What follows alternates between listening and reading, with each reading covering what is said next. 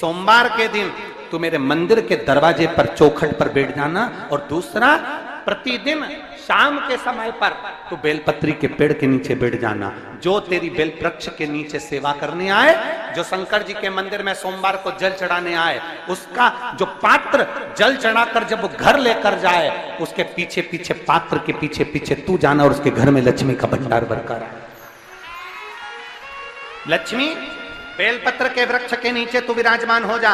उस बेलपत्र के वृक्ष के नीचे जो बुआरी लगाए, सेवा करे, चाकरी करे, एक बेटी को जैसे बड़ा करते हैं वैसे बेलपत्री के वृक्ष को जो बड़ा करे, बेलपत्री के वृक्ष का जो पालन करे, पोषण करे, उसकी संभाल करे, उस बेलपत्री के वृक्ष को जैसे जैसे वो उन्नति करे, वैसे वैसे उसके घर में समृद्धि बढ़ते जाए। उस जिसका खुद का मकान नहीं हो, खुद का मकान नहीं हो, किराए के मकान में रहते रहते जिंदगी बीत रही हो, खुद का नहीं, और बहुत दुख का जीवन चल रहा हो, बहुत कष्ट का जीवन, बहुत अपना खुद का कोई मकान नहीं, मान लो प्लाट है पर मकान बन नहीं रहा, या कोई प्रॉपर्टी अपनी नहीं बन रही, तो हम इस व्यासपीठ से कहना चाहेंगे कि एक प्रयोग अवश्य करिएगा, एक प्रयोग अवश्य। अपने आसपास के 5-6 बेलपत्र के वृक्ष देख लीजिए, अपने आसपास के नजदीक के 5-6 बेलपत्र के बड़े बड़े वृक्ष देख लो या छोटे वृक्ष देख लो।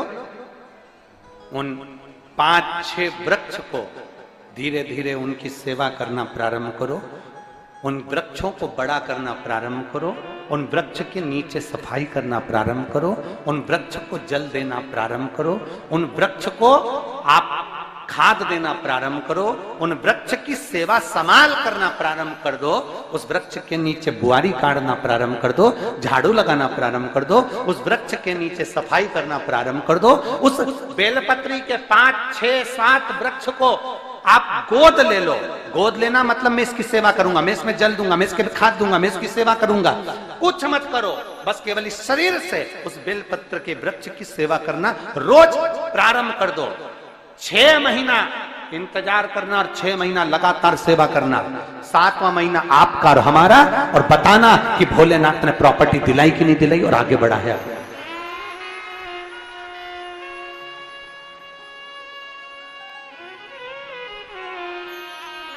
एक बेलपत्र का वृक्ष जिसके नीचे माता लक्ष्मी विराजमान होती है, एक बेलपत्र के वृक्ष के नीचे लक्ष्मी रहती है। दुनिया के लोग कहते हैं लक्ष्मी जी का दिन कौन सा है, बोलो जम के जल्दी से। शुक्रवार।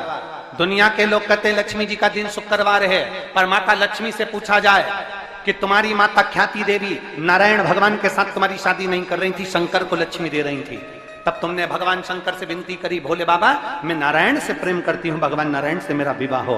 तो माता ख्याति देवी से शंकर भगवान ने विनय कर कर कहा कि लक्ष्मी जी का विवाह नारायण के साथ कर दिया जाए। भगवान नारायण के साथ जब लक्ष्मी जी का विवाह हो गया, तब लक्ष्मी जी हाथ जोड़कर बोलती हैं, बाबा मेरा विवाह नारायण के साथ हो गया, पर मैं आपके चरणों की सेवा करना चाहती हूँ, बाबा आप कृपा करिए कि मैं क्या करूं आपके लिए। शंकर भगवान कहते हैं, लक्ष्मी बस 2 चीजें कर दे, एक सोमवार के दिन तू मेरे मंदिर के दरवाजे पर चौखट पर बैठ जाना, और दूसरा प्रतिदिन शाम के समय पर तू बेलपत्री के पेड़ के नीचे बैठ जाना।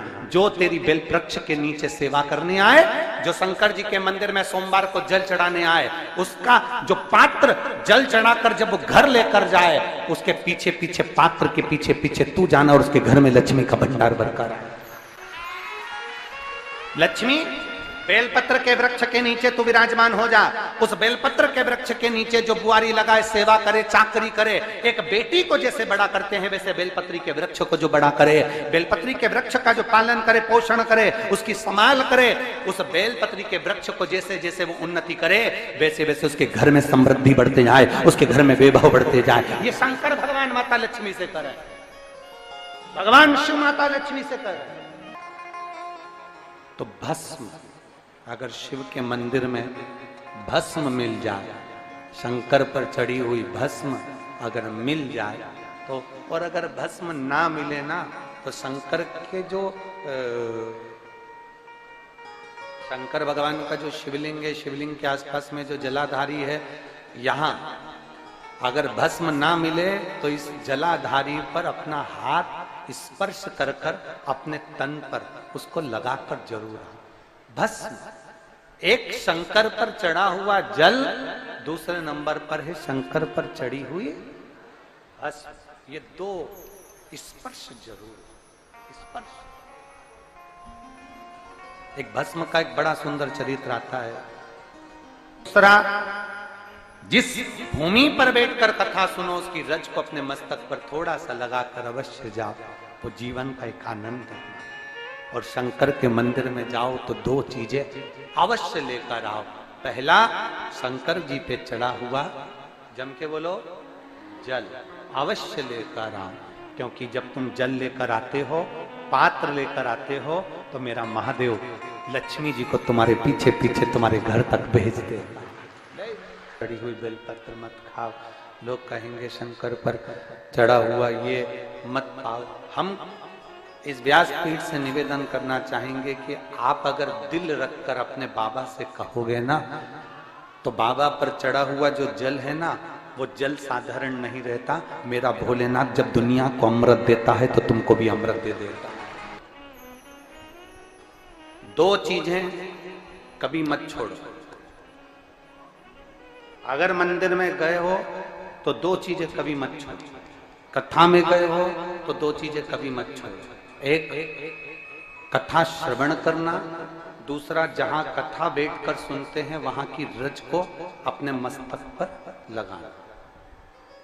कथा सुनने के बाद आप यहां से जाओ, भले दरी बिछी है, आसन बिछा है, कारपेट बिछा है, उस पर अपना हाथ फेर कर उस रज को अपने मस्तक पर जरूर लगाओ। क्योंकि शिव पुराण में, भागवत पुराण में, स्कंद पुराण में, कुर्म पुराण में, नर्मदा पुराण में, लिंग पुराण में, नारद पुराण में, ब्रह्म वैवर्त पुराण में, जितनी भी पुराणे हैं, सब पुराणों में लिखा है कि जिस स्थान पर बैठकर हम भगवान की कथा को सुनते हैं, उनको याद करते हैं, जितनी देर हम उनको याद करते हैं उतनी देर वो परमात्मा उस स्थान पर बैठा हुआ रहता है। हाथ रखकर बोलना, शंकर भगवान से तुम्हारा रिश्ता कौन सा? शिव जी से आपका कौन सा रिश्ता?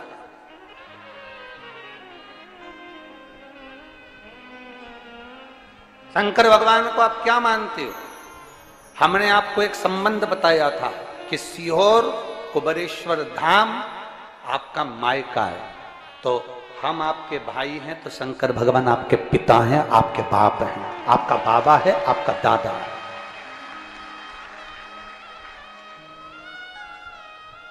अब आपसे हम प्रश्न करें, उत्तर मेरी कुरुत की बहनें भी देंगी और मेरे जीजा उन भी देंगे और मेरी बेटियां और मेरे बेटे देंगे।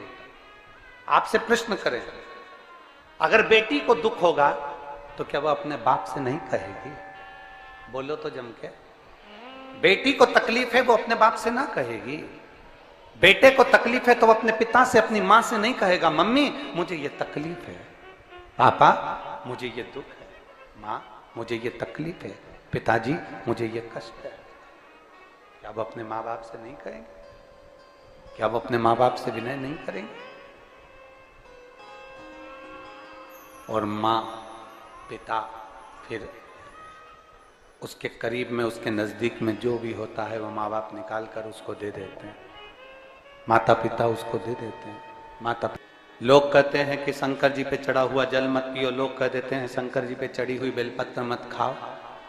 कोई इस बहन से पूछे, सुनीता सोनी से, कि शंकर पर चढ़े हुए जल से उसकी गांठ जो डबल से उसके शरीर में आ गई थी वो समाप्त हो गई, तो जरा विश्वास करिएगा कि एक बेटी अपने माँ बाप से ही तो कहेगी, और बाप के पास में जो होगा वही तो अपनी बेटी को देगा दुख को मिटाने के लिए।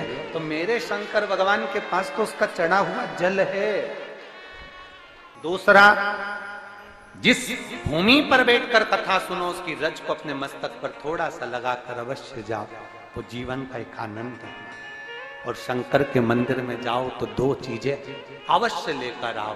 पहला, शंकर जी पे चढ़ा हुआ जम के बोलो, जल अवश्य लेकर आओ, क्योंकि जब तुम जल लेकर आते हो, पात्र लेकर आते हो, तो मेरा महादेव लक्ष्मी जी को तुम्हारे पीछे पीछे तुम्हारे घर तक भेज देगा। दो चीजें लेकर अवश्य आओ, और शिव पुराण में जाओ तो दो चीजें लेकर अवश्य जाओ। पहले नंबर पर शंकर की कथा और अपने अंदर विश्वास कि मेरे महादेव की मैंने कथा सुनी है, अब मैं भटकूंगी नहीं।